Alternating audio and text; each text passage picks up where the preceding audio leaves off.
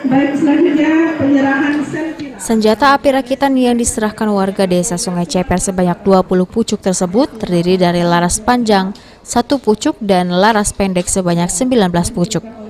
Penyerahan benda berbahaya ini sebagai bentuk implementasi program prioritas Kapolri transformasi di bidang operasional dalam upaya penetapan Harkamtibmas.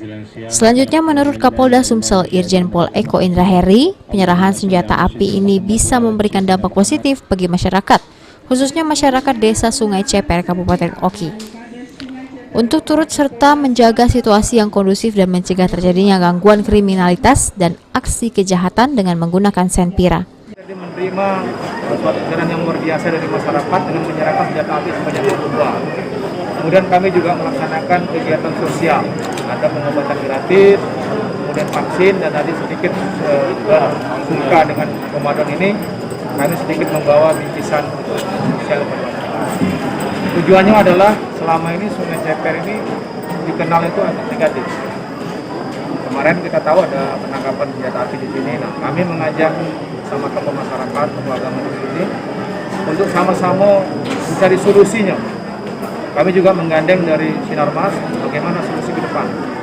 Insya Allah kita sudah siapkan program jadi dengan Bapak Pindad, Pak Bupati, Pak Dandim, dan Pak Kapolres. Kita akan melatih mereka yang akan berkenan itu dengan BLK. Kita melatih keterampilan mereka yang luar biasa ini kita alihkan ke tempat-tempat lain. Contoh membuat pertanian, alat pertanian, membuat baling-baling untuk speedboat, juga termasuk juga mungkin parang dan seterusnya. Yang intinya hal-hal yang ilegal menjadi legal. Sejauh ini, untuk yang kesekian kalinya belum ada upaya yang maksimal yang dapat dilakukan pemerintah daerah Oki untuk warga Sungai Ceper agar beralih keahlian dalam membuat senjata api rakitan.